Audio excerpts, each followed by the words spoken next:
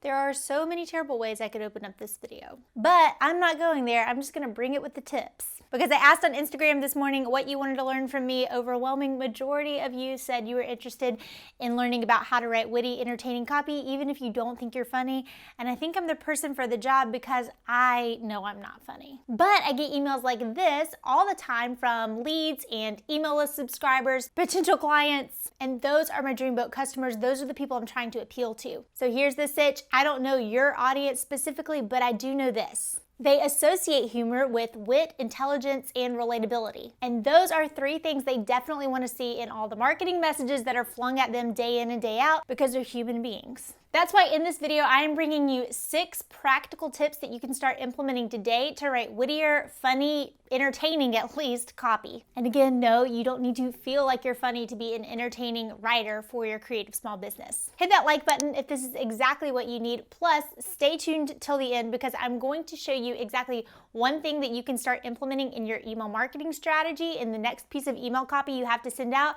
I promise it's gonna make at least one person chuckle. And if we haven't met yet, hey there, my name is Ashlyn Carter, and I've helped thousands of creative entrepreneurs just like you make more money with their words as a conversion copywriter and brand and launch strategist. I just wrapped up an SEO copywriting series that you guys loved, so we're gonna kick off in the next few videos. I'm gonna focus specifically on copywriting tips that you can start implementing, very practical ones, so hit the subscribe button and the bell next to it to make sure you don't miss out on those. Okay, and let's jump straight in. Tip number 1, understand why you're trying to be funny in the first place and establish your brand of funny. Because maybe humor is the best way to convey your message, but maybe it's not. After all, we know in copywriting that clarity trumps clever any old day. So I wanted to start this video with a little come to Jesus mindset session and make sure that we're on the same page about why and when you want to be entertaining and then when you need to not do that at all. Yes, it technically depends, but I'm gonna put over here my list of yes, no, and maybe places where I think you can afford, or at least most people can afford to be more entertaining or lighthearted in the messaging, and when you don't need to do that because it needs to be clear. You never ever want to let humor take precedence over clarity. But here's my pitch on getting you to listen to these next 5 tips, and like I've said multiple times, I don't think I'm funny, but I sought to at least figure out some sort of way to try to be entertaining in my messaging, and here is why. We know that reading or watching something definitely increases our energy levels. You've seen this in action in your own life, but reading or watching something that you find entertaining increases your energy levels. It reduces and turns down negative emotions, and it increases people's perception of you. And I mean, come on, what's not to love about that list? Those are things that we absolutely want people to feel and have emotions about as they're interacting with our brand messages. After all, most people do think a marketer is out to separate a fool from his money, so here's how you can kind of come in and soften it and get people to like you as they read your copy. The second warning label though I'm gonna slap on this video and these next 5 tips are that there are different brands of funny, and again, you probably know that. My husband will show me a video that I don't think is funny at all while he's off snickering,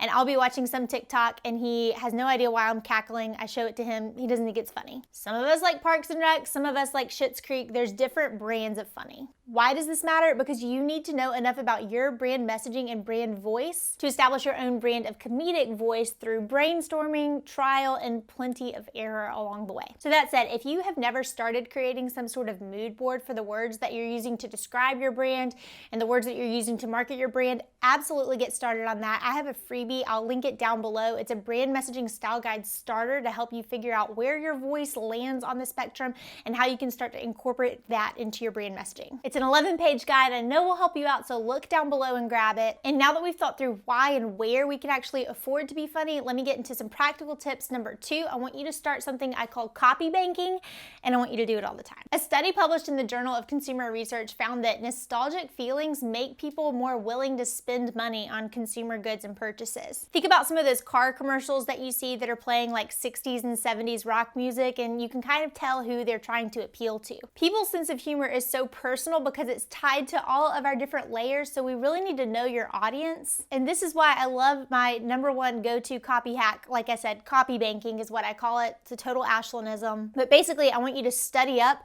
on copy and load up your ammo. I talked to you about your brand messaging style guide, but I also recommend to students inside Copywriting for Creatives that you have a copy bank set up, a place where you can file words and notes and messages and GIFs and memes and things that pop into your world that make you smile or make you think, and have some sort of database where you can come back to and pull when you're stuck. Now here's the kicker, copy banking only works if you're doing it outside of your industry, your bubble. It's always gonna work best if you're just being a noticer of life and you've got your eyes and your ears open. Maybe it's something that someone says a certain way in a sermon or a podcast or in a book that you see. Here's some ideas of things you could keep in a copy bank. Absolutely quotes, memes, GIFs that make you laugh, stories, catchy phrases. And you can even put a list of websites that are a delight for you to read. A TED Talk I was watching recently reminded me how much humor is subjective, and so much of it is trial and error. But starting to copy bank and just start to make a little collage of things that you like, this can help you 100% when it comes to you actually writing your own copy, because you can go back and look at that list and start to pull in different things and collage together some sort of brand that's all your own. Tip number 3, when you're telling a story in your marketing, make sure that you drop your reader in the middle of the rising action. Okay, so comedic timing is ultimately in the mind of the joke beholder. But one of the biggest things that can kill the funny or even just the entertaining factor is when the wind up takes forever and ever and your audience or your reader is thinking, oh my gosh, just say it already. Just get to the point. Watch any Netflix special about comedy and you can see how much timing and pausing is essential in the delivery of a joke. Okay, so here's a pretty quick copywriting tip you can implement this week for your next social media caption that you have to write or email. If you're having some sort of an anecdote or story, don't wind up so much before, just drop me in the action. Let me show you 2 examples of this so you can see what I mean. These are 2 email campaigns. The first one is from my friend Justin. He is such a brilliant writer. And I'll let you pause this screen, but can you see how he doesn't wind up too much in advance? And then the second example I have is where I was trying to implement this myself, and you can see a little bit what I mean here. I don't want to oversaturate with details the setup that I'm going for. I just want to kind of get to the point more quickly. Now, timing is going to be ever changing from audience to audience, so you'll kind of learn your flow and your style as you start to write, but this is just one simple quick tip that I see all the time. It also helps elevate the energy of the copy a little bit when you're getting to the point faster and dropping them in that rising action. Related to this, don't belabor a point. I've learned this from experience. Just less is more. Little snippets of copy to make people smile can be like ghost peppers. A little goes a long way. Tip number 4, use microcopy to surprise and delight. Aristotle said the secret to humor is surprise, and he wasn't talking about microcopy, but he could have been. Because good comedy and copy breaks the expectations of what is normal. When I say microcopy, I'm talking about things like eyebrow copy on your website, footer copy on your website, preview copy in email campaigns that you're sending out. These places are a gold mine to go ahead and include some little quirky messaging. Remember in point number 1 where I was talking about where you can afford to be a little bit more loose and where you can't? This is what I mean there. These places are absolutely 100% places where you can be funny. It's like Easter eggs in movies. Tip number 5, when in doubt, go with self-deprecating copy. Poking fun at yourself is almost always going to work. One of the most common denominators you'll find in delightful copy or comedy is that it's just relatable and it brings up something that's common.